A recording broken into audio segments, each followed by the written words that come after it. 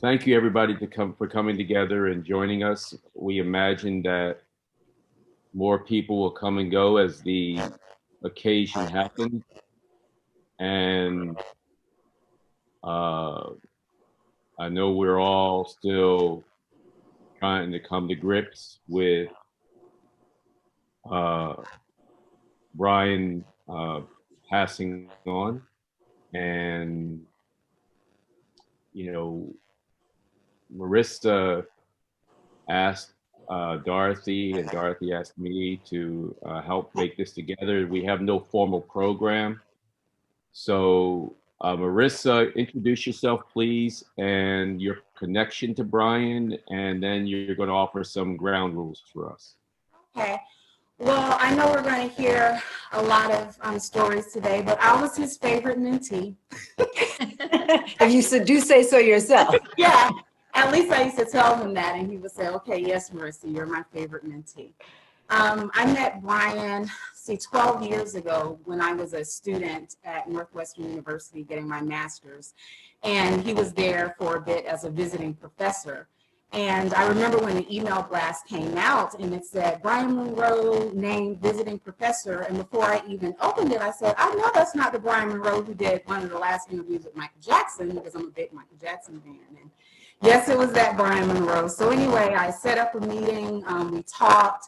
He let me listen to audio of that interview. And it's just a relationship that grew.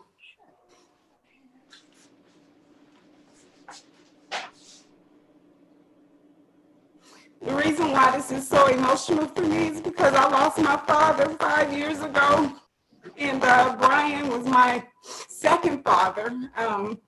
In light of that, so it wasn't just a professional thing. He was really a good friend, and I'm sure some of you got these Christmas cards every year. And I've been looking at this furniture. He's helped me through all the moves in my career. So I have that in the house. I just recently moved to DC because of Bryan. I got an anchor job here, and my first day, he paid for me to get my makeup done. He was just always there, and I think he knew that I didn't have that father figure, and so that's why he was there. So when I reached out to Dorothy, I needed this, and I think a lot of us need this. It was out of necessity. That's really it. He was just, he meant a whole lot to me. And I look forward to hearing all of your stories. I do. Yeah. All right. So, You know, hold on. Mary, Marissa, can you set the ground rules, please? Each person will have 2 minutes to talk. So we want to hear your stories, but at some point I may have to interject and say 30 seconds left. I may give some people some wiggle room, all depending. And we'll try to get everyone in, hopefully in the order that you all entered the room. If not, and I think we will get everyone in, there's also that online book where you can leave memories and thoughts there that a family will have access to as well. So that's really it for now. Okay. Dorothy is NABJ president, as we all know. Can you help us begin? Yes. I will try and take a look at the chat to help Marissa out. So between the two of us, you know, we'll try and make sure that we do get to everyone. You know, as I said before, this very last minute, but very important. And, you know, I want to, before I kind of start my thoughts, I did have an opportunity to talk to Shauna, Bryan's daughter, who is a junior at Temple. And she says that they are still, they finalized funeral arrangements. The funeral will be obviously via Zoom on Tuesday at 11 o'clock. She will send us that link. We will share that link. A little later on, in a few weeks, they hope to do a memorial. NABJ will definitely be involved with that, along with Temple University. And again, you will hear more about that. The family and Temple, they're working on a scholarship in Bryan's name. That too coming up. stay tuned. You'll hear some more details about that as well. I think the last time I communicated with Bryan was maybe a couple of days before he passed. And, you know, he reached out to me like he periodically would do and just said, hey, how you doing? What's going on? You know, Happy New Year. And you know, is there anything that I can do? And it was right after the chaos in DC. So we chatted back and forth about that, and, you know, and just what was going on in the organization, and kind of ended on a note of let's just keep praying that things get better. What was interesting after Marissa called, and then I talked to Herb, and then we, you know, it's kind of like, how are we gonna put this together? You know, is Friday the best day, Saturday the best day? Should we do a Sunday, and on and on and on?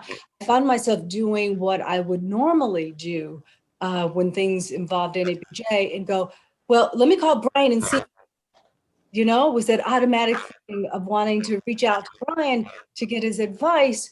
And, you know, that's kind of when it hit me that I wasn't going to be able to call Bryan, you know, anymore advice, because, you know, he welcomed me to the President's Club and embraced me. He was my support. He was my advisor. He was the keeper of my secrets.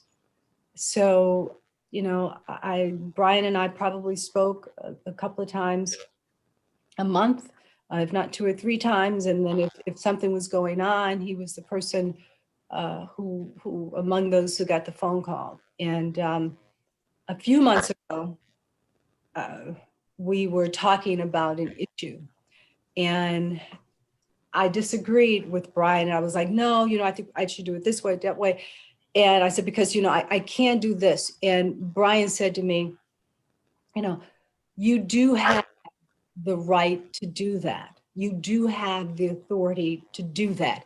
But is it the right thing to do? And, you know, it was one of those moments that you had to kind of say again, damn, you right. You know, it was, you know, because there were a bunch of times it was like, okay, you're right. But, you know, I take that with me, and keep that advice in the back of my head.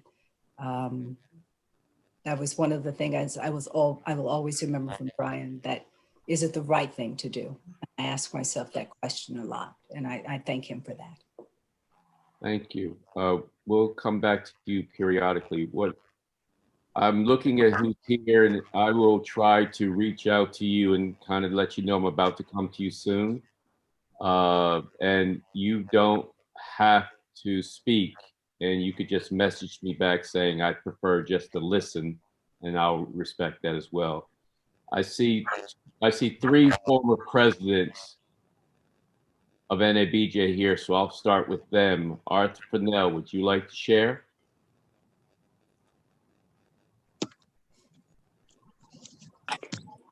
Hello, NABJ. Can you hear me?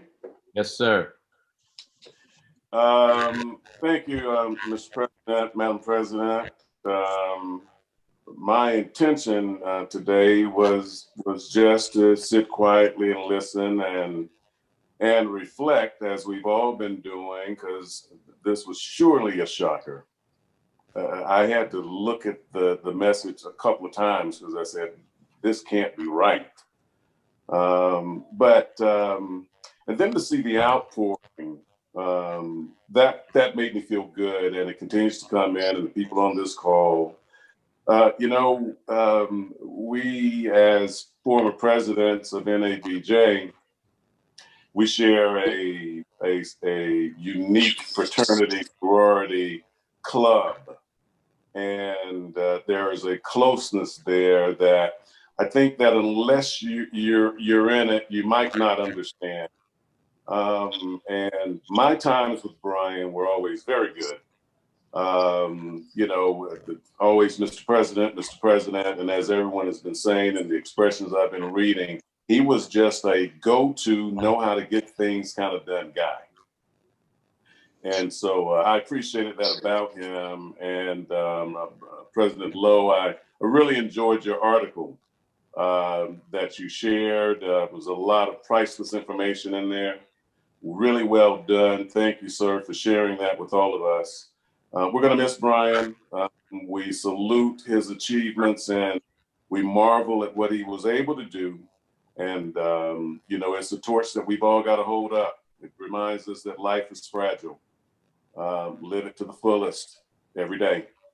And so I thank you, NABJ. I won't take up any more of your time. As I said, my intention was just to listen and not to be overbearing. So thank you. Thank you very much. No, thank you, Mr. President.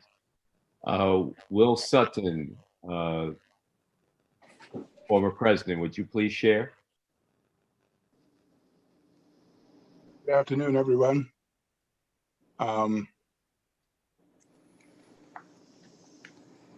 This has been particularly hard for me this week.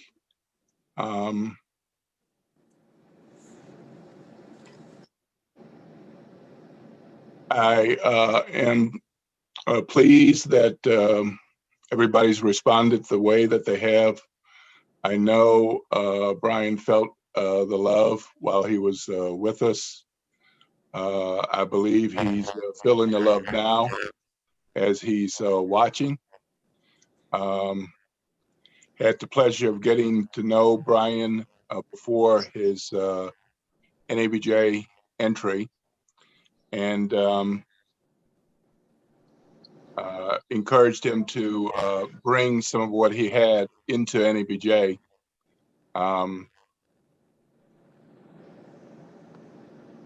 I always have encouraged folks to be themselves and bring what they have to the table and bring the best of that to NABJ. Bryan had so much to offer and had proven that and was still proving that before entering NABJ that I really wanted to see him come in and give some of that to NABJ, and I was very pleased when he agreed to step in and step up. He did so much for us, and we're still feeling the impact. I'm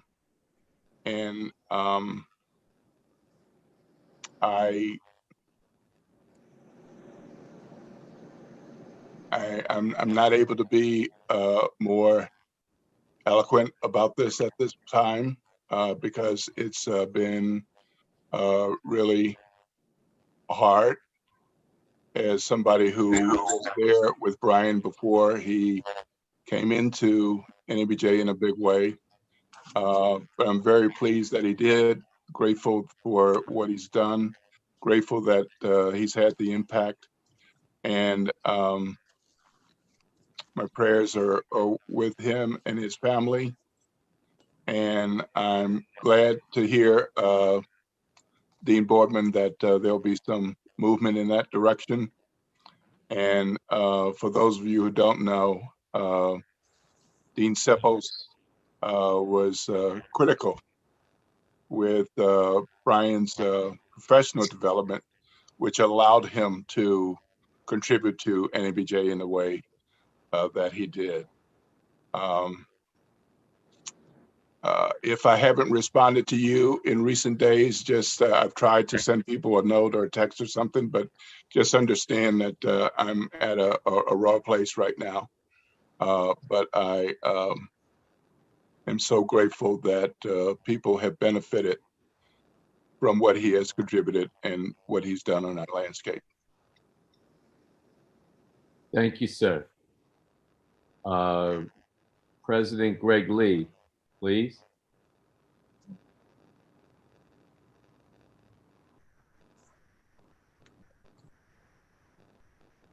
Greg? Greg, he was just here. I was just looking at. Oh, are you there? All right, hold on. We don't have you muted, so you have yourself muted. We can't hear you.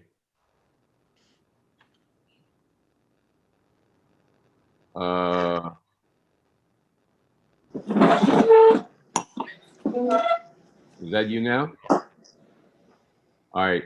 We're going to come. Let us figure it out. We'll come to you.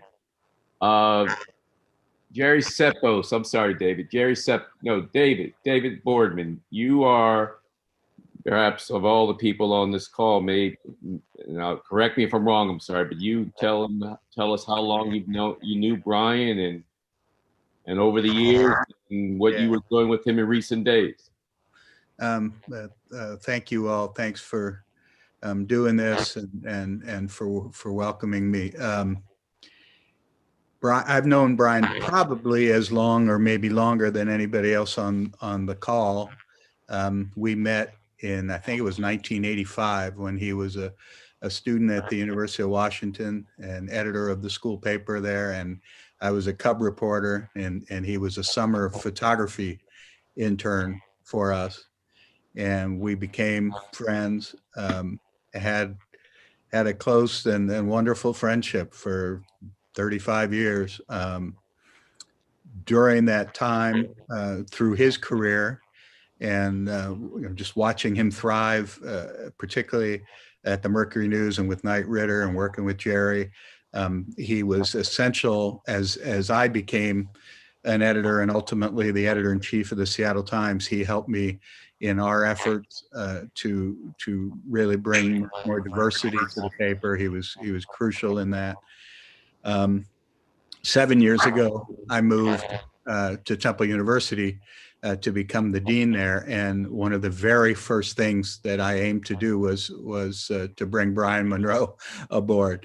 Those of you who have worked in the academy know that's not a simple thing for a dean. You can lure somebody to apply, but then the faculty has to buy in, and as I expected, Bryan just wowed our faculty. And he was the first choice of many wonderful candidates, and bringing him to Temple really was one of the greatest joys and proud moments of my career. And he had an enormous impact. Our students loved him. I put in the chat a piece that a couple of our students wrote for the Temple News about taking his class. As you all know, I mean, he was he was a unique combination of heart, brains, energy, warmth, compassion, humor, unlike anyone else I've ever known in that regard, in terms of just the toolbox that he had. And it was an absolute stunning moment for me. I will tell you that he was at the peak of his time at Temple. Both in terms of what he was doing in the classroom, and he also, I recruited him. I also happened to be the chair of the Lenfest Institute for Journalism, which owns the Inquirer in Philadelphia. And as you know, they had, as many newspapers did, they had a very serious reckoning on their culture and history and present with race this summer. And I recruited Bryan to co-lead a group of people who is doing a content and culture audit of the Inquirer, and he was just finishing that up and had done a spectacular job that's really going to make a huge difference there. So that'll be another piece of his legacy. We are, I left it to the family, of course, to decide whether they wanted to start a scholarship at Temple or elsewhere. They decided to do it at Temple. So we'll be sharing that information with all of you within the next couple of days. And for those who don't know about Temple, I mean, it's a very appropriate place in terms of Bryan's values, because public university, large, the student body is incredibly diverse.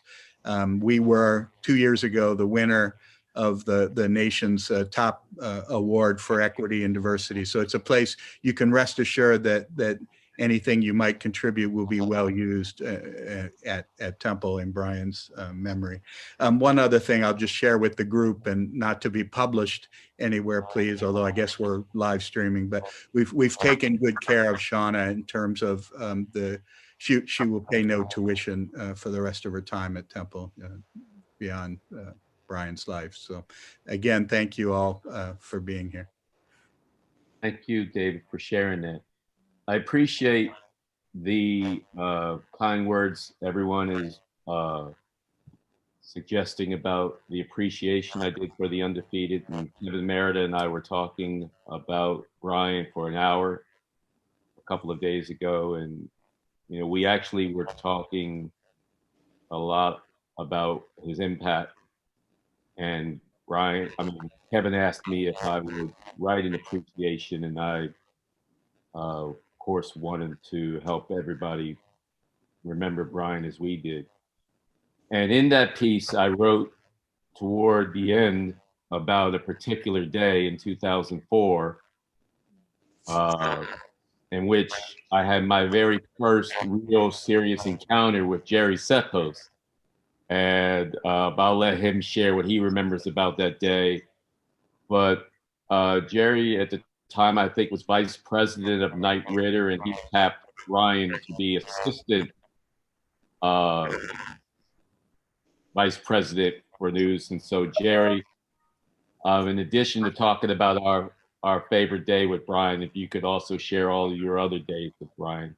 And you were at the dean of LSU school, Mansfield School, but I'll let you start talking. I'll shut up. Thanks, Herb, for inviting me to participate, and thanks for your great piece today.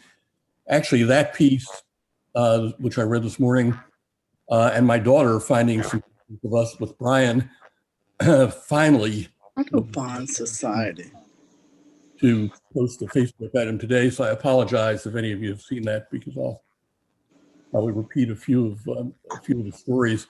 The day that Herb was talking about was, I think, one of the scariest of our lives. We didn't know it at the time, but Bryan, at an ASNE meeting, had gone into a diabetic shock, and our collective medical knowledge wasn't very good. But Jay Harris and Herb and a few others and I tried to help Bryan, and the scary scene that I will never forget.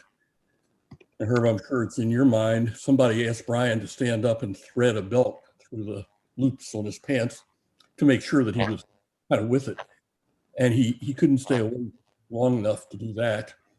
I've repeated that story to many doctor friends who have said, "You idiot, he was in a diabetic coma. Didn't you know that?" Well, none of us knew it. But I was assigned somehow to take Bryan to the airport. And thank goodness Tahira called me and said, "Don't do that, go to a hospital." So we did, right over the bridge in Virginia. And I still remember a doctor telling us that his blood sugar was 700 or something, which is extremely high, I learned. And said, "Do you have kids?" I said, "Yeah, I got 2 kids." And he said, "You know, you're not going to live to see them grow up unless you get your act together health-wise." And I guess I'm grateful for whoever that doctor was, because Bryan at least did get to see them almost grow up. Just a couple of other brief thoughts that come to mind. David Boardman mentioned Bryan's warmth, which repeatedly has shown up in memories about Bryan. And I was just shocked a few years ago when Bryan, who had known my daughter and David Arnold's daughter since they were babies, Bryan knew that my daughter was in Washington and that Nicole Arnold was in New York.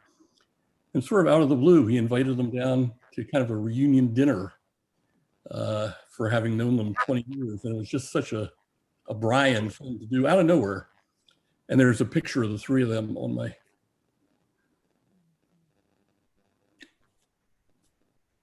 that post. Sorry, I said I wasn't going to do this. Just another funny example of Bryan's warmth, and somebody talked about how Bryan would be running this show right now if he were around, and it's so true. Years ago, I don't know what year NABJ met in Orlando, but it's in my head that there was an Orlando meeting, and a friend of mine who Bryan knew came over to help me get the web working in my house. And those of you who know me well know that screwing in a light bulb is beyond my capabilities. So my friend, who was an electrical engineer type, couldn't figure it out. So we called Bryan. And it turned out, I didn't know it, that Bryan was, I think, maybe meeting with Will Sutton and some others on NABJ business, clearly very busy. But guess what? Bryan said, "Oh, okay, I can help you." And he talked my friend through the wiring. Not a big deal, but just a reminder of, as Art said, of the fact that he's your go-to guy. And then just one last thought. Many recollections have talked about how Bryan was so good at bringing disparate people together, and staying in touch with them over the years. And I have to laugh. A few of us, including Reg Stewart, I believe, were having dinner in Washington, and it may have been before a memorial service for Dory Maynard. That's kind of floating around in my head. Anyway, a bunch of sort of senior people there, and Newt Gingrich, of all people, walks into the restaurant with his wife and bellows out, "Hey, Bryan, what are you doing here?" And I just had to laugh that out of the whole group, Bryan was a person that Newt knew. And of course, Bryan introduced all of us to Newt, who wouldn't have any idea who I am now, but it was just such a Bryan moment. And then a more recent one, I was again in Washington for something, and Bryan called and said, "Hey, Omarosa is writing a book." I said, "Omarosa, as in Trump?" And he said, yeah, she's a good friend of mine. I said, "Well, of course she is." And he said, "Would you come over to dinner? The book's coming out in a few days. Would you come over and kind of coach her about how to deal with the press?" Mm-hmm. So I went to dinner, and I'll tell you, Omarosa needed zero coaching. She could have coached me. It was a lot of fun. And then talking about disparate parts, and then I'll shut up, or disparate people. A very few of you know that I was real sick a couple of summers ago, and a friend of mine in DC, a childhood friend, had a party celebrating the fact that I was okay in November of 2019. And I opened the door to his apartment. A bunch of old friends were coming. I knew that Bryan was coming and that Abe was coming with him. And I opened the door and I said, "Omarosa?" And she said, "Yeah." She said, "Bryan told me you were sick and I wanted to see you all well. And here I am." And we have tons of pictures of her with my daughter, who was very, very, very, very close to Bryan. Anyway, Herb, I'm sorry that was all disjointed, but thank you for letting me join in and be disjointed. Sir, that was very nice. Thank you. President Greg Lee, are you ready now? Can you hear me this time? Yes, sir. Good afternoon, NABJ. How you doing? There are three things that I remember Bryan for that were very distinct in my time with him. It was he exposed people to things, he spurred into action, and reflection. And there's three things, examples of that. Never forget when I was a younger board member with serving on the board with him. He took to board. We were in Tampa for a board meeting. He took us to the fanciest steakhouse there, Burns. I was a young kid, never been to a big steakhouse, never seen a big wine room. And Bryan was just showing off all the different wines, referring to all the food you can eat and the steak, what type of steaks you can eat. So as a kid from New Orleans, I like my Cajun food and all that stuff, but taking us for that experience as a young kid on the board, I never forget that experience. The second thing was action. I was just starting off as sports task force chair, and he was president. And then the Diane Imus thing happened. And the sports task force member was like, "Greg, you got to get Bryan to speak out on this." I just called Bryan and said, "Look, the sports task force needs you to do this." And he just did it. He went out there and took care of what put the whole weight of NABJ behind the whole Diane Imus situation. And I will never forget that. And my last memory of my last conversation with him in person with Bryan was a reflection. We were at the sports task force party in Miami. We were outdoors. We were having a drink together, and he put his arm around me and said, "Greg, first I'm gonna toast you, but secondly, look at this entire night. You should reflect on what you have done. This is what you have done for NABJ for the last 20 years. You should be proud of that. You should always hang your head up. And at that time, I wasn't trying to think of reflection, but I would, at the end of the night, I thought about it. I sat down and said, you know what, I never thought about it that way. So Bryan left me with something that I probably would never thought about that night.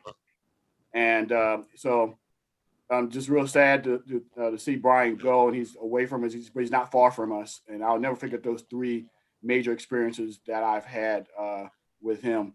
You know, as the President Fennell said, he's part of the small club of NABJ presidents, and it's just tough to see one of us go, but he's not going to go far from me and all of us. And that's all I have to say. Thank you, guys. All right, thank you, Mr. President. President Kathy Times, would you like to share?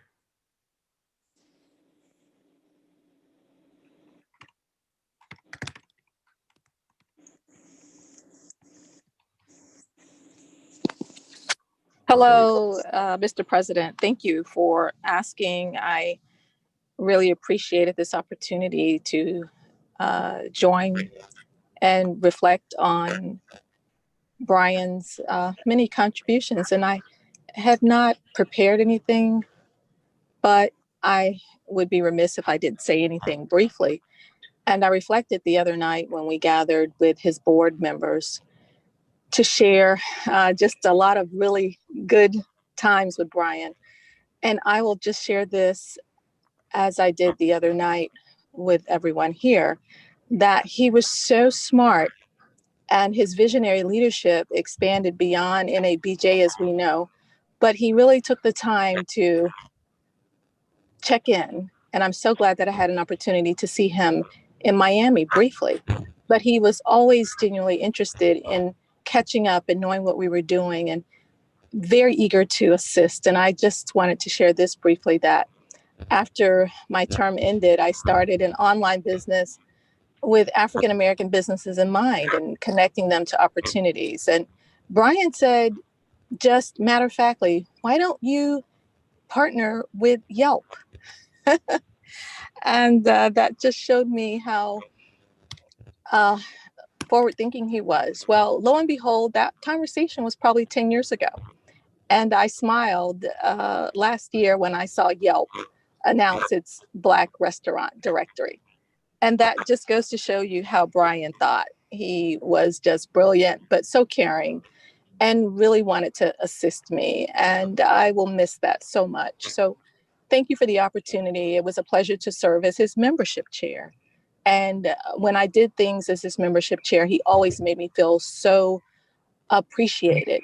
And that's the spirit. That's what I will remember, I think, most about Bryan, and appreciate his many contributions, but just how he had the ability to make you feel so special. And I send condolences to his family and his friends and colleagues at Temple. And thank you for this opportunity. Thank you. President Sarah Glover, are you able to go now? Yes, thank you, President Lowe. Good afternoon, NABJ. It's a pleasure to speak with you all about an important person to so many of us across multiple generations. And Bryan is someone who was a mentor to me, one of the first professionals I came to know in NABJ as a student. And he certainly did take me under his wing, and he did so without asking. He often gave his opinion and guided me in the early parts of my career. And I praise God that he did, because he constantly pushed me and challenged me. He criticized and constructively lifted me up at the same time to say, you can do better on that image composition. You need to light it this way. And Bryan had that impact on so many emerging journalists. So when I heard, and when he told me he was heading to Temple to be a professor there, it was just like butter. It made all the sense in the world, because he's been shaping the lives and the careers of so many of us. And, you know, beyond those tactical things that he's done for many emerging journalists, he's done so much for the association. He was president through 2005 to 2007. He always made a way back to organizational business to support and help, you know, past presidents, the current president he's helped. And I can tell you that his his footprint is well beyond the 2 years that he served as president. I was fortunate to serve as his secretary during his term. He'll be sorely missed. There truly is no other Bryan Monroe. And one of the best things about Bryan that I often got the chance to see over the years and getting to know him well, but also that I saw him when I'd watch him in the room, was his gregarious nature and his fun-loving spirit and his kind heart. Bryan was not a person who came to any conversation with, an ill will. He constantly looked for the good in every conversation, in every matter, and he did his best to encourage and lift you up. And that is a spirit of giving. It's a spirit of kindness, and certainly a legacy that we can all remember and hopefully continue to emulate, because that leadership is a special kind of leadership. And so, Madam President Tucker, and to all the past presidents, our staff, and to everyone who's all the members and past committee chairs, to think that he has had an impact on so many of us over 3+ decades. I share with you in this sorrowful time, and I wish you all the best, and I'm praying for your comfort. This is a tough one, and God bless you all. Thank you. Thank you. Christine Harris, would you like to share? Let me unmute here. Hello, everyone. It is wonderful to see so many familiar faces. Jerry Seppos, I send you and your family lots of love. And Richard Prince and I go back, almost 50 years. And Renee Ferguson and I go back more than 50 years. We were roommates in college. And I'm here not only as a past member of NABJ and a past president of the Chicago Association of Black Journalists, and now a retired journalist, but also as the godmother of both of Bryan Monroe's children. There's a lot of deep history between our two families. I wrote in the condolences that both of my daughters, who are now 35 and 36, babysat for Bryan's children. And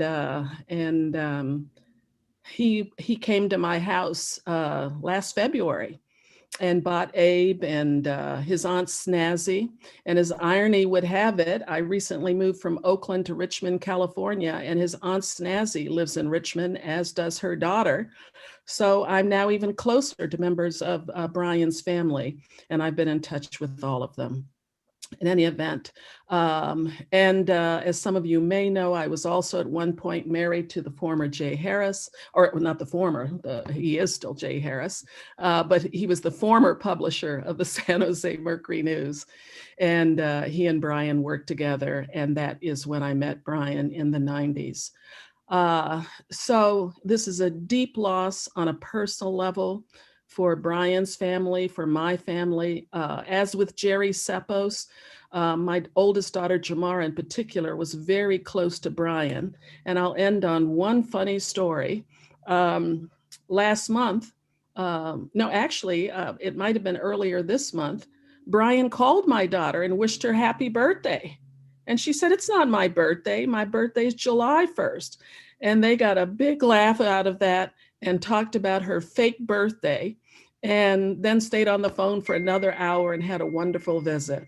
And other than him texting me for my new address, that was our last family contact with Bryan. So my other daughter is 8 months pregnant. I have to go to her house in San Francisco. I will sign off, but I will never forget Bryan and all the contributions many of you have made as well to journalism. Thank you, and God bless, and goodbye. Wait, Christine, thanks. I should say that day that Jerry and I have spoken about with Bryan in 2004, when I found Bryan, I was like, okay, who do I call? So I called Jerry Seppos, and he tells me to go maybe run and get some towels or do something. When I come back to the room, there's a black man in there who I had never met before. And I'm thinking, oh shit, things are really serious now. There's Jay Harris. And I'm just like, what the hell is going on? So that day after, and what Jerry doesn't, he talked about how Bryan had the belt and everything. So we finally get him ready to leave the room. And Bryan walks out the room with the brother man swag that was so amazing for someone who could barely stand up, but he's trying to walk out with swag, bouncing off the walls in the hallway. It was just hilarious, right? So that evening, a couple hours later, Tahira is on my phone, and she says, "Do you see Jay Harris?" And I said, "Yeah, he's standing over there talking to Sandy Rowe." And she says, "I need you to get him to Bryan because Bryan is about to drive himself to the airport." And so me and Jay had to go back upstairs, get to Bryan. I guess Jerry, you came with us and everything, but Bryan thought he was Superman. And but again, as Jerry said, what the doctor had to really let him know, he was not Superman. He had met his kryptonite. So thank you. I was familiar with that story. Jay told me that. And for those of you who do know Jay, by the way, he is doing well. He lives on Bainbridge Island off of Seattle. And we have a wonderful relationship and talk on the phone 3 and 4 times a week. So I will be sure to let him know that some of you were here. Thank you. In any event, I do have to go to my daughter. So thank you very much. All right. Bye. All right. Sharif Dorms. Herbert, do we want to set the room? Since Okay, go ahead, please. An hour. Okay. Sure. They do, but like they say in Clubhouse, let me just welcome again and thank everybody for being here, and more importantly, thank you for your patience, because as we said at the top of the hour, this was something that Herb and Marissa and I literally talked about yesterday afternoon, less than 24 hours ago, and decided to put it together. So we're pulling it off, and it's just an opportunity for us to reach out to each other and do a collective hug. And I want to give a special thanks to all of the former presidents, Kathy Times, Greg Lee, Sarah Glover, Arthur Fennell, Will Sutton, Herbert Lowe, who have joined us today. It really means a lot, I'm sure, to all who are here, because as you said, this is kind of a different kind of club, and I'm honored to be a part of it. And so many of you have helped me, and as we've talked about, Bryan was definitely somebody who helped us all. I just also want to make note of a couple of our board members, our current board members who are here. I saw Ken Lemon, Michelle Fitzhugh Craig, and Roland Martin, and I want to thank you guys. So this is again an opportunity for us all to share our stories, and I appreciate everybody being here. Okay, thank you. Sharif, you are still president of NLGA, is that right? Yes, NLGJA, the Association of LGBTQ Journalists. Okay, well, Bryan, I know, is a big supporter of you and that group. Could you please share with us your thoughts? Absolutely, and as you know, a lifetime NABJ member, and you've obviously seen Bryan throughout the years. I'm moved by the stories that we're telling today. And the beautiful thing about Bryan's life is that it's not unusual to hear stories like this about him. People shared them during his life and were touched by him. And so that's just very powerful to me. Two things that I will mention. One, I am recently, within the past few weeks, back at my hometown paper, the News and Observer in Raleigh. And when I heard word about Bryan's passing, I immediately told my editor and didn't think about this. But we were coincidentally within about a half an hour of a meeting of all of the Southeast editors in McClatchy. And that included Bryan Kaplan of the Biloxi Sun Herald. And he, my boss immediately told him, and he, as soon as we came on the line, was telling stories of the coverage of Katrina and how much of a lifeline Bryan was during that time. I happened to be a reporter at the Charlotte Observer during that, and there were just so many stories of him getting resources for people there, being the person on the other end of the phone to support reporters and editors during that time. And it's just, he is a hero to this day to that newsroom. And it was just incredible to be able to hear that in that moment. The other thing I'll mention is that 2 years ago, Bryan joined me and some others as judges of the National Headliner Awards. And, you know, I'd been a judge there for 5 or 6 years now, and loved the group. But it was just amazing having Bryan's addition there, particularly as we were judging entries in which race was explicitly talked about as a factor in some of the issues that were being raised in the stories, and particularly investigative stories in which race was brought up. And, you know, I was making arguments to my fellow judges that it was important that these issues were being named, and it wasn't kind of just being ducked to the side in terms of an issue that was causing some of these problems. And Bryan, you know, saw that other people weren't jumping in to support that argument, and he immediately jumped in and said, you know what, it is important that this is raised and brought up as a daily issue in people's lives. And I thought that that was important, and we can just see even more so how important that is in our coverage now. And so there are a lot of memories of Bryan, but those are two that really jumped to mind. Thank you. Thank you. Meredith Artley. Bryan was at CNN in a couple of capacities, and you, I won't say your title because I'm sure I'll understate it, but you basically helped to run CNN. Would you please share with us, welcome by the way, and would you please share with us, you said some nice things in the CNN open, would you just please share with us, please? Yeah, of course.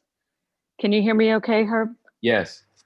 It's so good to see you and Myra and Sharif and his new gig and everyone here. It's just wonderful. So thank you for putting this together and having this, and thanks for letting me know. It's good to be here. Yeah, I mean, you know, what I said about Sharif in the article, I'll expand on it a little bit. What I said about Bryan in the article, I will expand on, which is he was so he was such a presence. He was so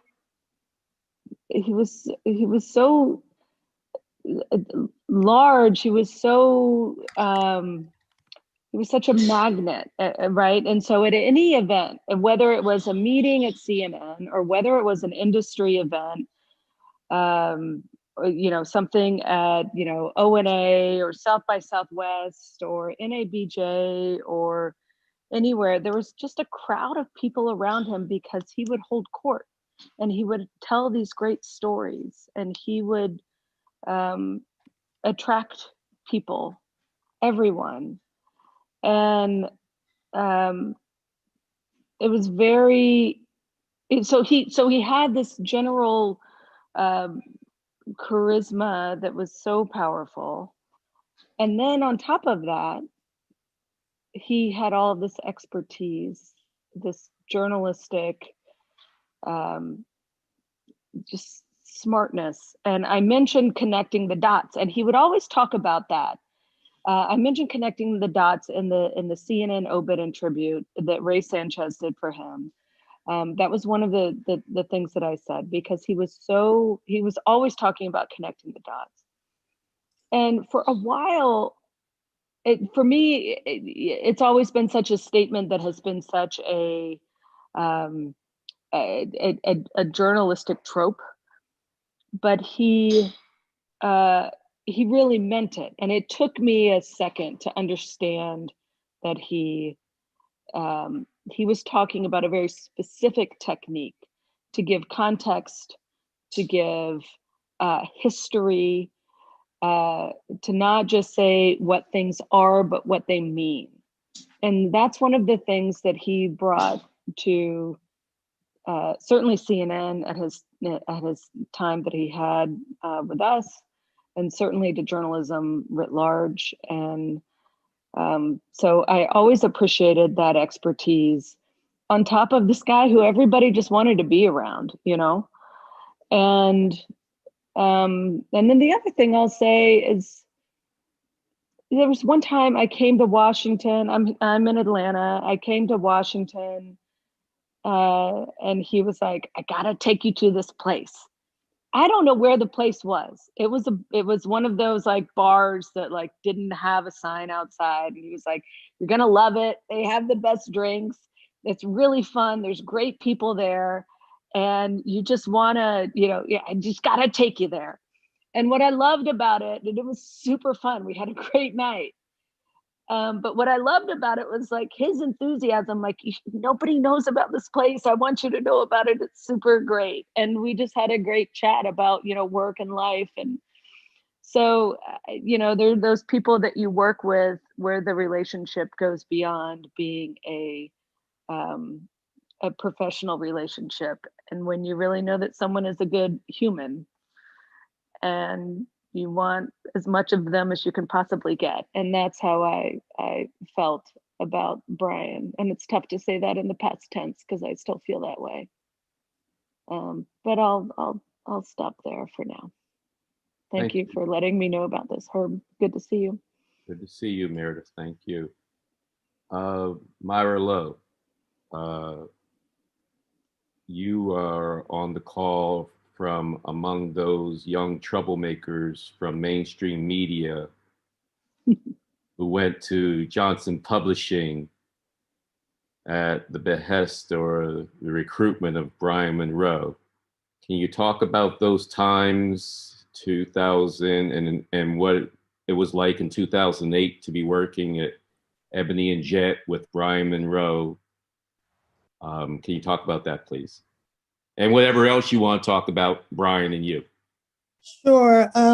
Before I talk about Johnson Publishing, Herb and I laughed that Bryan was our Forrest Gump in the best of ways, right? I mean, he just seemed like he knew everybody.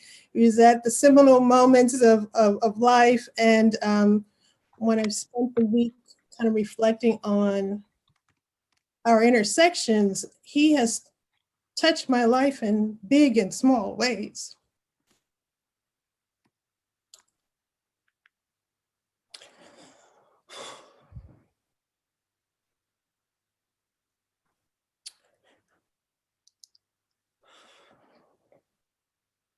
So when Bryan went to Johnson Publishing and he was pulling together his team,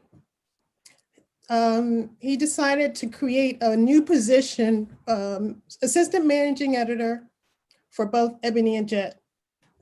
And he was looking for someone who could basically run the editing operation. And he reached out to me and said, "Myra, I'm creating this job and I think you'd be good for it."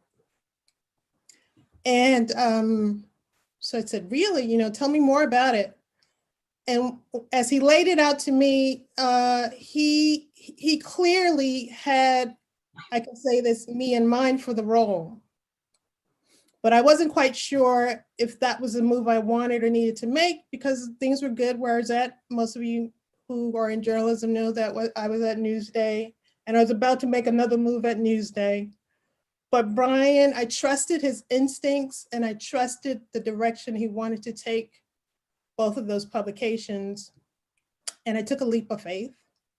It's probably one of the best leaps in my career that I've made, getting the opportunity to work at those publications at that time, being helping to help him help those publications, as we like to say, meet the moment, with Barack Obama ascending to become president of the United States, living in Chicago at that tremendous time. It was just an amazing point in my career, and I will be forever grateful for him tapping me for that opportunity. In addition to the Forrest Gump moments, Herb and I were laughing today, and I would say Apple should have paid Bryan dividends because he is the reason why we are Mac users today. I mean, I remember us visiting Bryan when he was a Neiman Fellow, and he introduced us both to the iPod. And right away, Herb and I were hooked on Macs. And to this day, we are Mac households, we're iPhone users.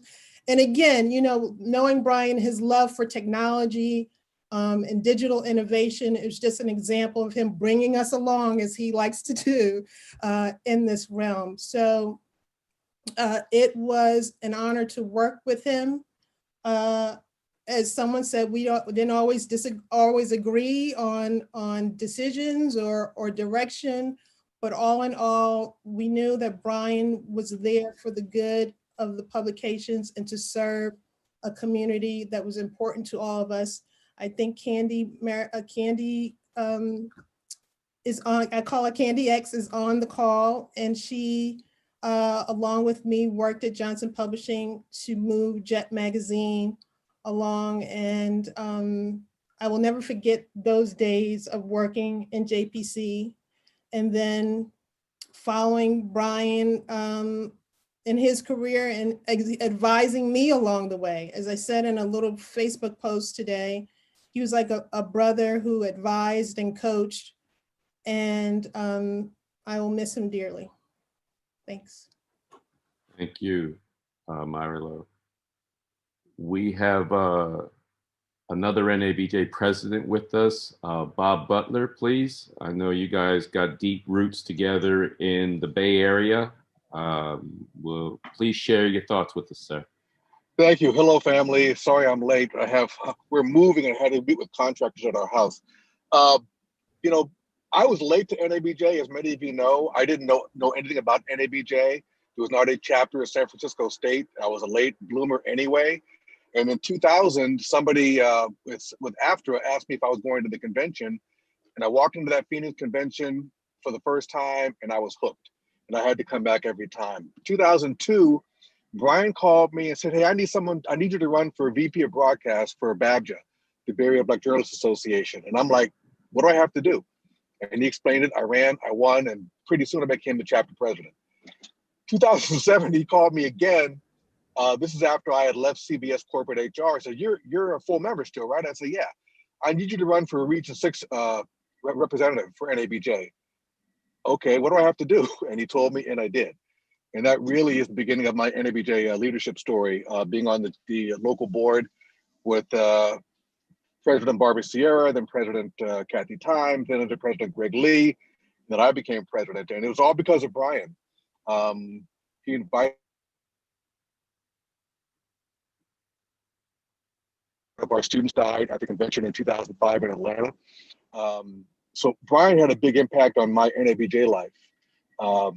And I tell people and joke before, if you don't like me, blame Bryan, because he's the one that got me in here. But I'm forever grateful for that. You know, 8 years on the board, and now I haven't missed a convention yet. And I don't think I ever will until I pass from this earth. So RIP to Bryan. I mean, I was shocked, as I'm sure everybody else was, and it's a huge loss for NABJ. It's a huge loss for his students. It's a huge loss for journalism. So that's it. Thank you very much, and I'm glad to see my family. All right, glad. Thank you. Glad to see you.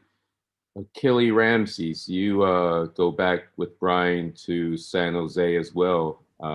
Share your stories, please, then and now. Yeah, Bryan was very key in shaping my career, actually. The story of me coming to San Jose is actually kind of funny. I first met him at NABJ was in Chicago, and I actually wasn't involved in NABJ at the time, but I had some friends who told me, come on up. Most of you might know who know me. I ride motorcycles, and I was actually on a motorcycle trip, and I was passing through Ohio, and they said, girl, come on up here and just see what's going on. And I got there, found out about the visual task force and people were involved in, and this big guy comes up to me who I had never met, and he says, I've been hearing a lot about you. I want you to think about coming to work for me at the San Jose Mercury News. And I'm like, I was working at the Atlanta Journal and Constitution at the time. And I said, well, I've always wanted to work for the Merc. I'm a California girl. You know, one of the best visual papers in the country. I said, but my oldest son at the time was a junior in high school. And as we both found out from each other, we're both military brats. My dad was a career Marine. And I remember my life being disrupted too many times moving, and I wasn't going to subject my child to that. So I told Bryan I had to pass. Well, then the next year at NABJ, I actually joined up then. He came at me again and says, look, I still want you to come to NABJ. And I'm saying, Bryan, this is even harder. My son is in his senior year of high school. There's no way I can disrupt his life like this. He says, well, at least come out and visit, talk to the people, see what we could do, and we'll work it out. And he also knew we were in the midst of buying a house, still selling our house in Los Angeles. My husband was still in Los Angeles. He says, look, you can do it undercover. We can, keep it secret out of the newsroom. You know how newsrooms are when people start interviewing for jobs. Doesn't keep quiet for long. So he arranged for it to be a trip for me and my husband to get together. And brought me out, interviewed offsite. Everything went really great. And I really wanted to work for the Merc, but I just said, and this is like around October of that year. And I said, I'd love to, but I just can't do it. Well, he actually somehow arranged to hold that job for me until that following June. So my son could graduate and I could come work for the Merc.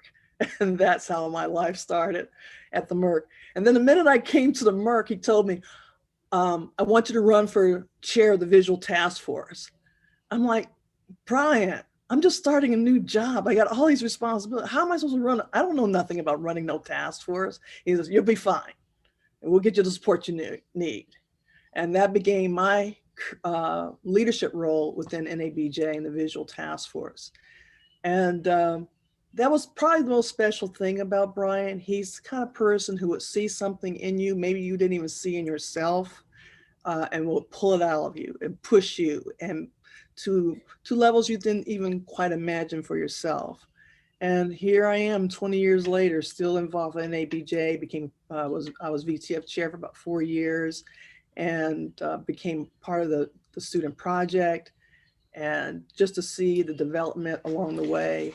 And he's always someone I can come to and talk to about issues I was going on within work or just life in general. And just always, he was just the happy warrior is an apt phrase for him because there was nothing that you could say to keep him down.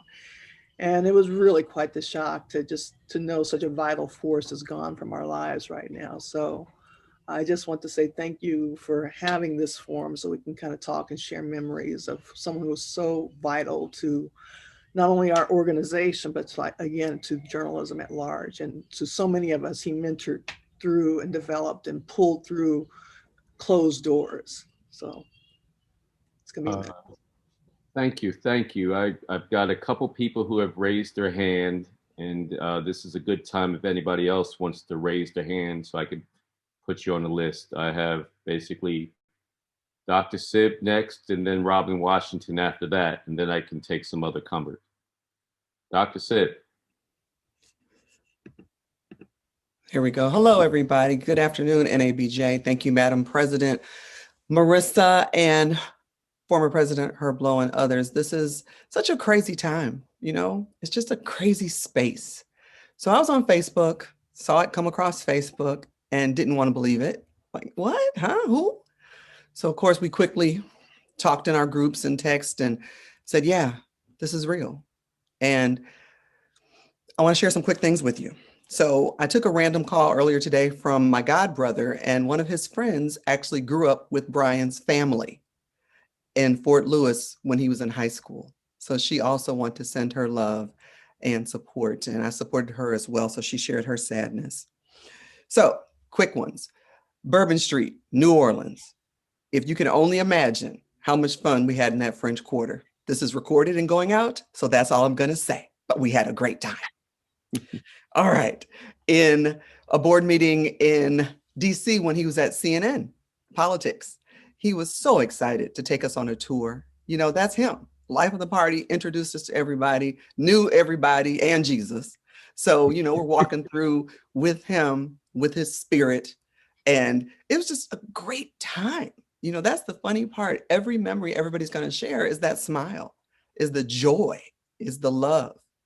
The other ones real quick. So Minneapolis, 2015, we're on the bus going to Paisley Park and there weren't any seats available. So here comes Bryan sitting next to me. I said, you nut, I'm not fooling with you on this bus ride to Paisley Park. We get there. Bryan disappears. Bryan goes dark. After the fact, he says, oh, I was in an interview with Prince. I said, you could have tagged a sister. You could have blinked. You could have done something to say, let's go to see Prince. That was one. And the most recent one is last year. We were tasked with an online conversation for educators about teaching online. So many of us had reached out to Madam President and said, hey, this is something we want to do. This is something we need to do. But who took charge? You had Retha Hill, you had Michelle Johnson, you had Susan Mango Curtis, all of us in the room, but we let that blasted Leo lead us. And we tell you, we had a good time with him. So I just want to share the joy. We're going to miss him, Lord knows.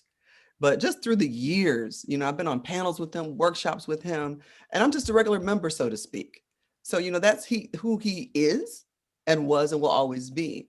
The person with the big enough shoulders and arms. Sometimes God makes us big for a reason. He had a whole lot of love to give and a whole lot of hugs. You know, nothing like that bear hug, nothing. And so I just wanted to share that with you. And thank you for doing this, you guys, because, you know, all of us may not have a moment to speak like this. And so I just think it's healthy. Cry if you want to, everybody. Crying is healthy. You know, part of the challenge is we're not crying. We're not grieving. We're taking on all this trauma without realizing this mess hurts. So I will leave you with the laughing, let the Leo lead, because right now he's leading us together. Peace. Thank you, Dr. Sid. Former parliamentarian of NABJ, Robin Washington, please. You. So, Myra, I have to add an addendum to your Forrest Gump and say he was also George Bailey because of all the lives he touched. Although he was way beyond Bedford Falls, okay, but and he would never know all the lives he touched. Everybody, obviously, in this room, and thousands others. I don't remember, like so many people in NABJ, where and when we first met decades ago. I know we actually ran against each other twice. And I think it was vice president of NABJ and vice president of Unity. And I pulled out of the vice president in NABJ and said, congratulations, sir, you got the job.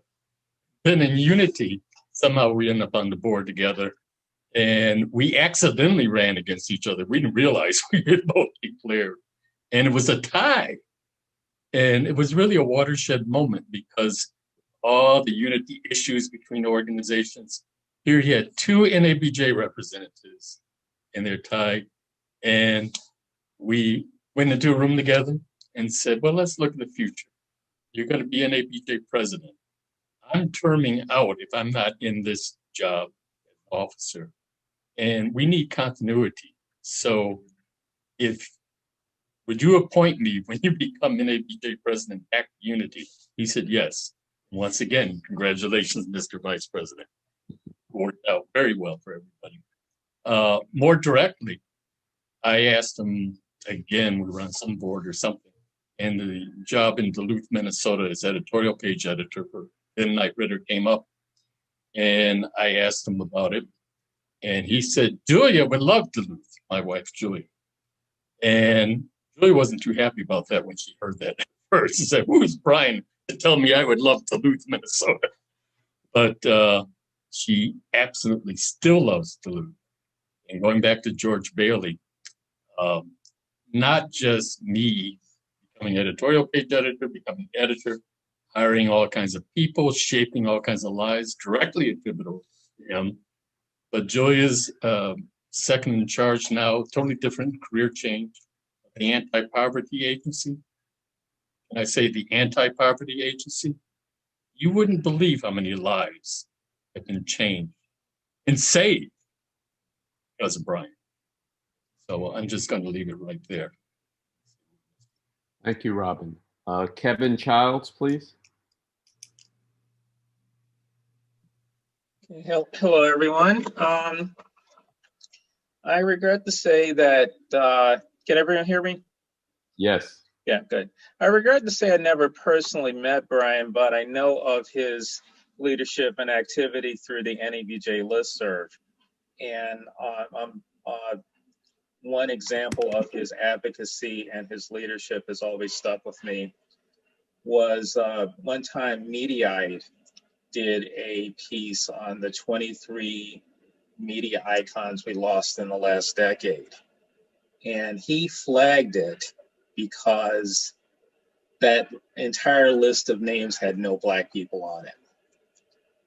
He threw that discussion open to the listserv for our reactions and responses, and then he gave them a piece of his mind and an equally long list of people who should have been named, including John H. Johnson and Ed Bradley. And I will, in the chat, link to the piece he wrote for them because they invited him to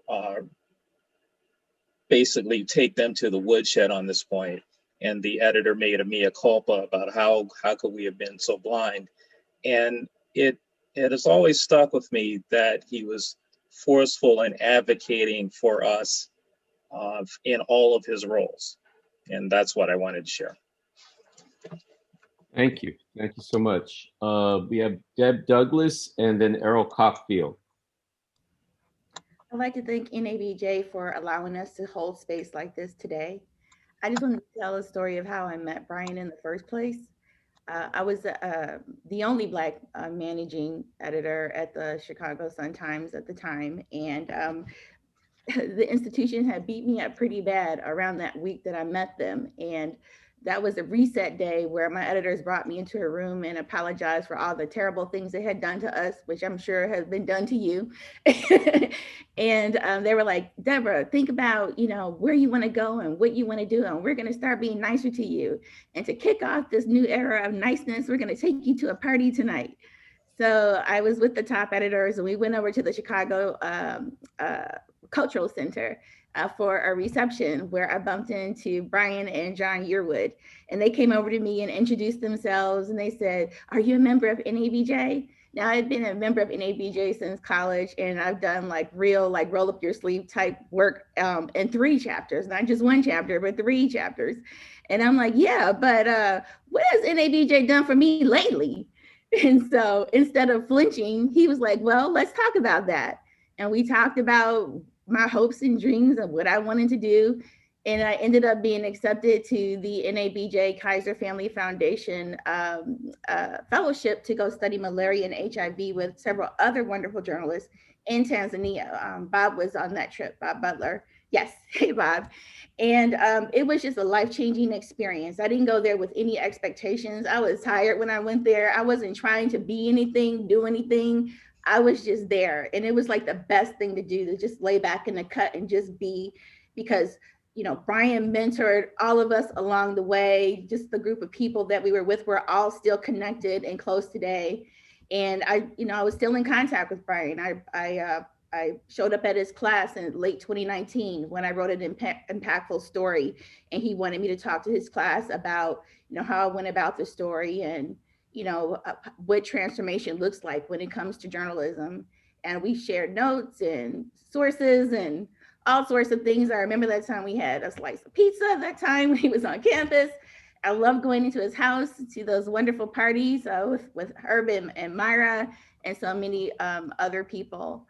So I'll just wrap up by saying that, again, this process of holding space, my time with Bryan, is why I have the words that are on my wall. You can't see them, this pink halo behind us, but the words are magnitude and bond, which comes from the Gwendolyn Brooks words when she said that we are each other's harvest, we are each other's business, we are each other's magnitude and bond. And that's what Bryan meant to me, and that's what you all meant to me. So thank you. Thank you. Thank you. Errol? Hello, NABJ. It's so good to be with my family. The last few days have definitely been a shock. So I'm happy to see on my screen folks like Myra, Herb, Madam President, Richard, Bob, Fred. You know, I wish I could squeeze all of you. You know, I wish I could squeeze Myra. It sucks that COVID is keeping us apart in moments like this where we really need to serenade a member of the family properly. I'm a former president of the New York chapter, and I was on the board with Bryan. He was the president when I was a regional director for the Northeast. And, you know, what strikes me most, what I remember most about Bryan is that when I was a young man on the board and a journalist coming up in the game, he gave me a sense of what is possible as a Black person.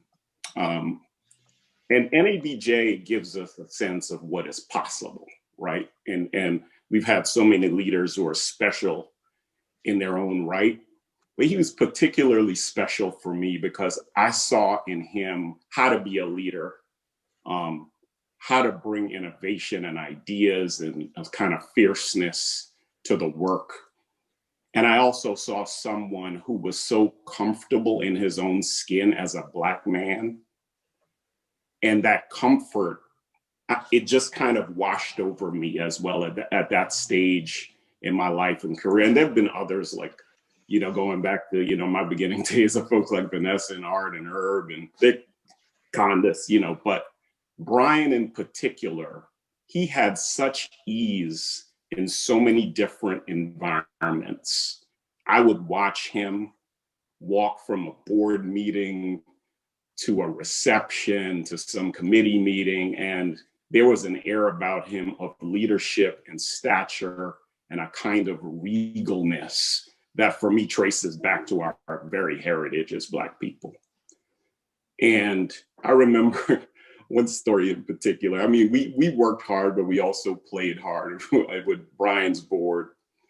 And there's one day when we had a dinner with some sponsors and we were in Miami and, you know, board walks out and Bryan's got limos for the board. He's got 2 limos.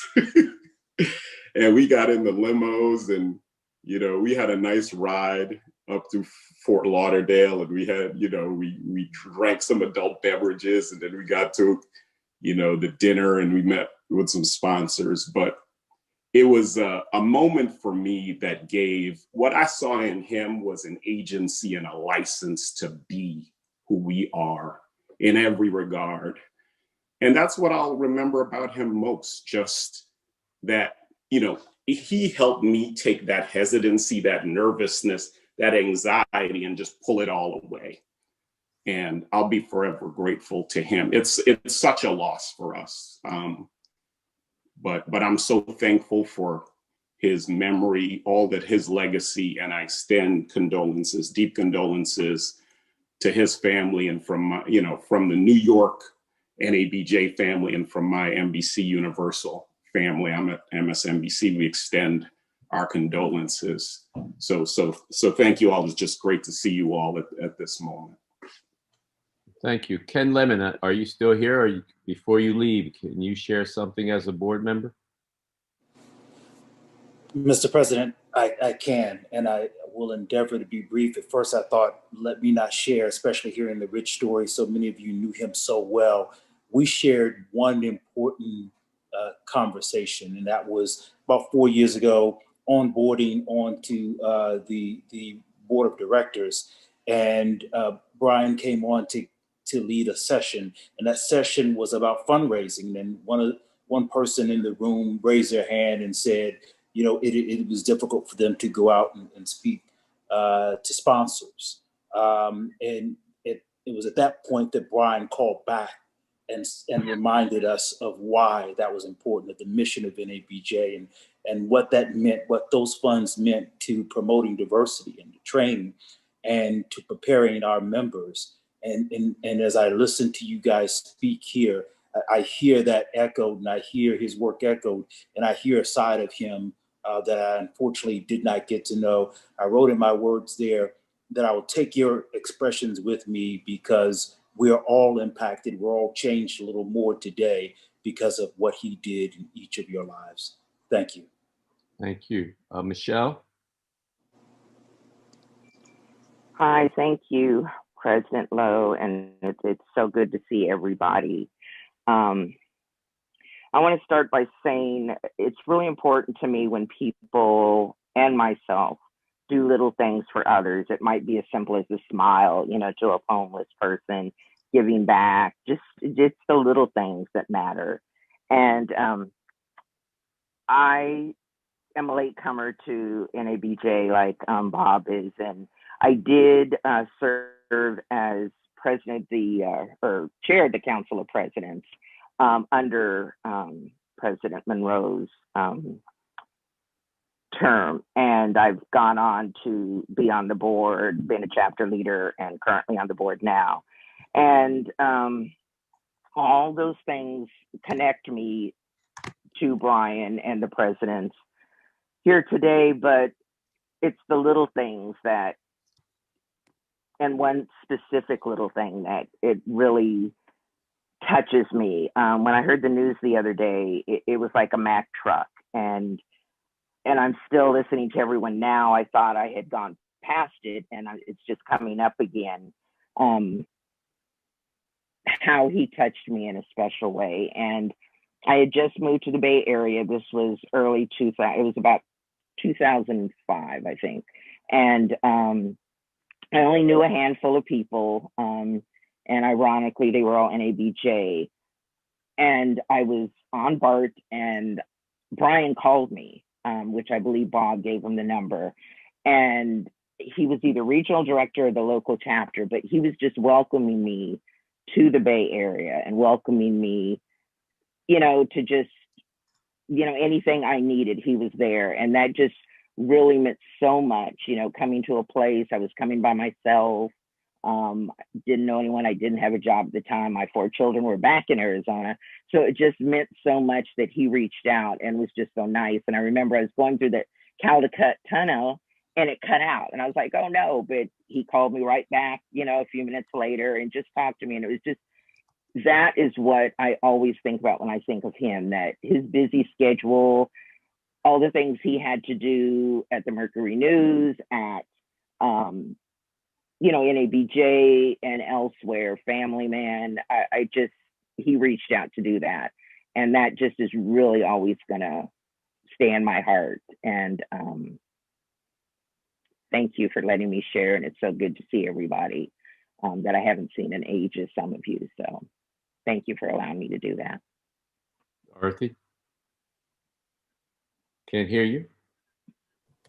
Just wanted to set the room again. For those who are just coming in or, weren't here at the top of the hour or 45 minutes after, again, this is just an impromptu opportunity for us to really get together and share our memories of Bryan. There is going to be an official tribute. The family is putting that together.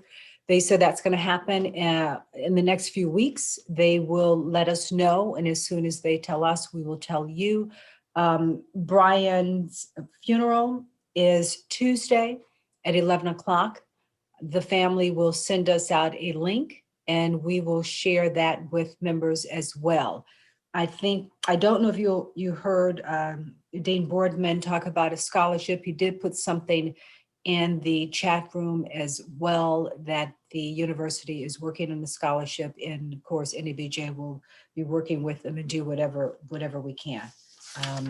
Again, just want to thank everybody for being here, and I know we all share the same sort of feeling that these stories are inspiring.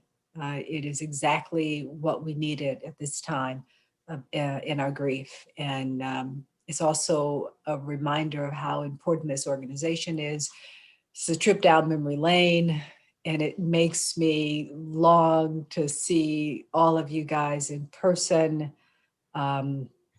We are going virtual, but we really want to have some watch parties regionally so that we can, some of us can at least get together again. And this is making me ache, like so many of you, even more to see you and touch you. Thank you. So I have one more person who is asked to speak. It's 3:30, which was around the allotted time. If anybody else wishes to speak, we're going to go to Candy Mayweather, part of the young troublemakers at Johnson Publishing. But if anybody else wishes to let me speak, let me know while she's speaking, and then we'll begin to wrap it up. So Candy, please. Thank you, Dr. Lowe. I just want to express my gratitude and my appreciation for Bryan and for what he did for me. He gave me the opportunity to have my dream job. It was a dream that I didn't even aspire to. It was so high. I grew up in Chicago, and so Johnson Publishing has always been in my backyard. And to me, it was, just like most African Americans, so much a part of my childhood, reading the magazines and knowing the content as well as I did. But I never applied for a job there. To this day, I don't know how I got onto the radar at JPC after Bryan became the editor, but whoever said my name, put my name out there, I want to thank you because it really, really kind of cemented, it was just such a tremendous experience for me. I was working at the Chicago Tribune and I got a call one night at my desk, someone asking me would I like to interview for a job at Ebony and Jet magazines. And I said, sure, of course, I would love that. How did you get my name? And that person, I wasn't talking to Bryan, but that person wasn't sure either, but they scheduled me for an interview. And I said, well, okay. I was perfectly happy in newspapers at the time. I had never really thought of going to magazines, and but I wanted to go inside that building, Johnson Publishing Company's building on Michigan Avenue, and see what I'd always heard about what takes place there. So I went and I interviewed and met Bryan and met some of the other editors. And later on that year, which is 2007, I was hired there to work alongside Myra and Melody and some of the other people who are on this call right now. And Bryan, my first real memory of him working for him, about 3 weeks into my stint there, was the second edition of Ebony that I was going to be working on, and the first full edition of Ebony. Bryan came to my desk and I looked up at him. He said, we got Michael Jackson next month.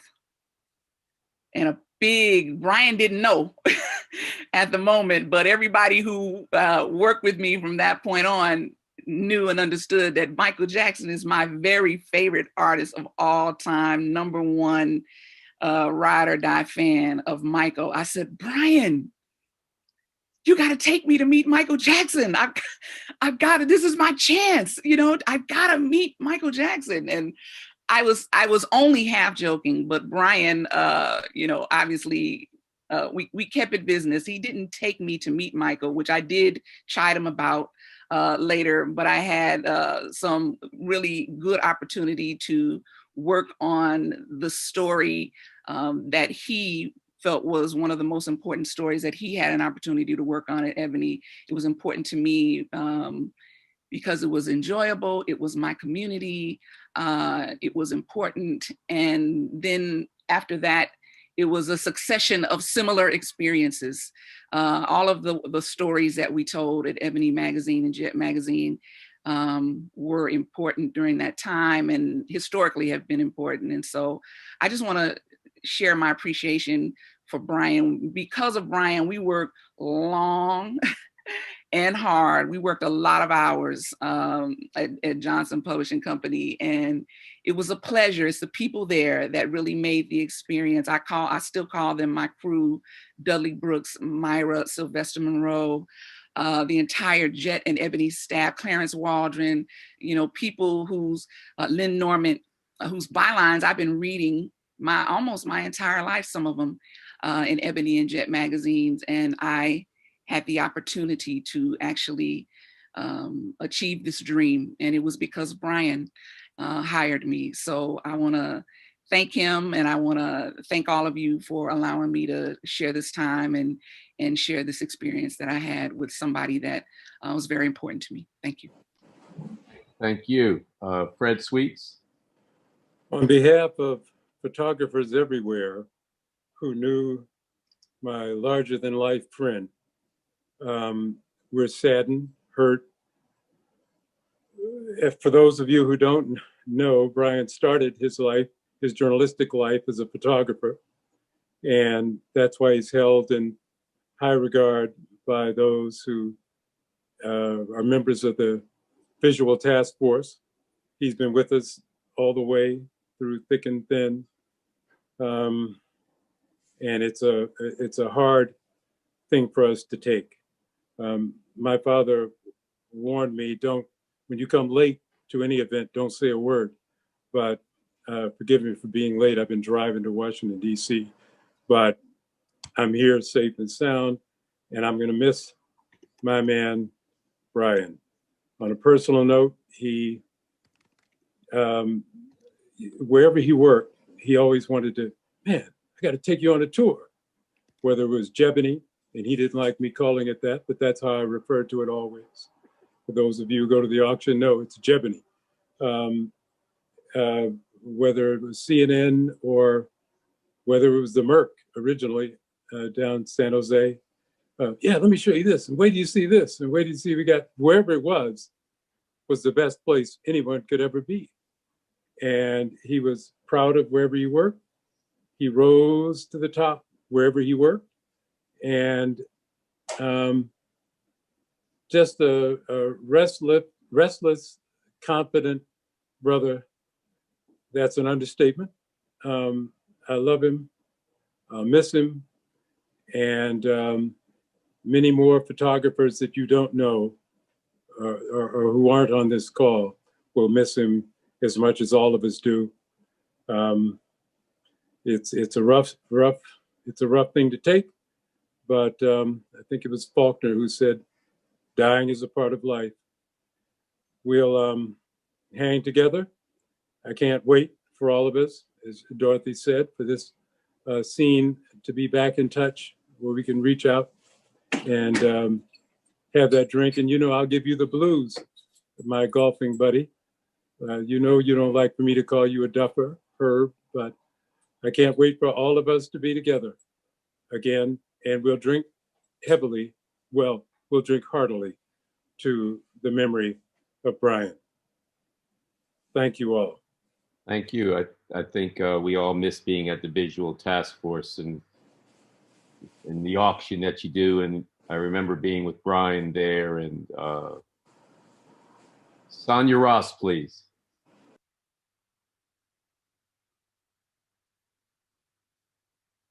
Sonia. I was just trying to unmute. Sorry about that. Hi, everybody. I'm sorry to be so late, but I have to say it's good to see all these faces that are so familiar, even though we're here for a sad reason. I just wanted to share a couple of really funny memories about Bryan. The first one is when he was editor. Well, I guess, what was his title at Ebony again? See how I didn't know that? Because I just knew he was in charge. But he called me one time excited as all get out because he said, listen, we're getting ready to have a funeral for the N-word because it needs to go, and we're gonna get a casket and everything. And he was excitedly telling me all these details. And I said, why you want to do that? I can't believe that you would want to be presiding over the death of a word if you're into language. And we ended up having this extreme debate about the value of this N-word and how Black people had flipped it into a complimentary thing and denied white people the ability to use it at the same time. And he felt it had to go, and I questioned why it had to go. And this debate proceeded to continue for years. Every time Bryan thought of another argument to make with me about this word. He called me and bring it up, and it was on, and we would debate this. And I actually am a little bit sad that he and I won't be able to continue to debate the merits of this epithet, or demerits of this epithet. And then the other story that I wanted to share about Bryan was when he, also from his tenure at Ebony, and he simply called to give me condolences over the death of my mother. And we were talking, and he was like, "How are you doing?" And I said, I'm making it. And he began to pull details out of me. And then he said, "Sonia, you need to write this story. You need to tell this story. You're going to tell this story." And he poked and prodded and coaxed and poked and prodded until I actually did tell that story. And I'm grateful to him for giving me that opportunity. I will share one last detail about Bryan, and that is whenever I would see him at NABJ, he insisted that we take a selfie. And he was the selfie king. He was always taking selfies with everyone. But did you ever notice, did you actually get custody of any of the selfies that he took? Because he ended up being the custodian of all the selfies. I had to kite the selfie that he took off of his phone. Like, Negro, give me the phone so I can have a copy of my own selfie. And so what a treasure trove he must have there with him. It's almost as if he wanted all of us to be with him all the time, wherever he went, and had to have a selfie for that. As a result of that, the last time I saw Bryan, which had to have been NABJ in Miami, I took a selfie with him, and I now have that selfie and I cherish it. So for all the sadness that we have over the loss of Bryan, I simply will leave with a little verse. I don't know who the poet is who wrote it, but it just seems apropos for the moment. And it is, most of all, I love you for the joy that lingers after and fills my empty life with bits of bright leftover laughter. So God bless Bryan and rest his soul in sweet peace until we meet him again. Thank you. We know he's up there telling them how things ought to be. We all know that. Roland, are you with us? Roland? Okay. All right. Well, I don't see any other hands here. So I think if it's okay, we will leave it there. I don't know what else to say except what I wrote today, but I will say that it is rewarding to hear from all of you. Bryan was a complicated man. And so far, everybody has avoided reasons to say how he used to get on your last nerve for this reason or that reason. So maybe it was just me, but maybe there's another one where he would get on the last nerve. And so when he texted me on December 17th saying, "Hey, what's your address?" I knew that meant that I was going to get this Christmas card with the bios and the way over the top Christmas card. And he, so he texted me. So I give him the address and I say, "What's yours?" Because if somebody's sending you one, you got to make sure the obligatory, you get the address so you could send them. So since Myra handles the Christmas cards for us, because I think it's 2020 who still sends Christmas cards, right? So she handles them. So I sent her the address. She says, "I already said he already gave it to me," because we texted him too. So we're like, "Wait, he texted me and you? Did he think we lived separately?" And so we talked about that afterward, and we think that was just his way of wanting to touch us both at the same time. And so the Christmas card comes in, and I look at the picture, beautiful family, and I'm just stunned that his son is taller than him. That's all I could really see. And it's clear that these two homes have blended. And so I'm happy with that. So I'm just like, okay. But I didn't, when Bryan, as I wrote today, he said, you know, I didn't even see, he said, how y'all doing? And I'm thinking, I'm probably watching a game or I'm having a restful night. And if I answer him, he's going to answer back. It's going to be another back. And it's going to mean that I'm going to get on the phone with him and it's going to be an hour of us arguing about something. And I didn't feel like it. And I regret that because that would have been the last time that we probably talked. And so, and if y'all text me again, I will text you back because I don't want it to be the last time and I didn't touch you back. So I love all of you. And I'm supposed to be retired. And Bryan has me working. He had me working Wednesday. He had me working yesterday and today. I should be golfing. And I need him to go away so I could get back to my retirement. Thank you all so much. Herb, this ain't work. Trust me, it's work. Thank you, Herb. And right. thanks again to everybody. Thank you. Godspeed. Take care, everybody. Bye. Thank you.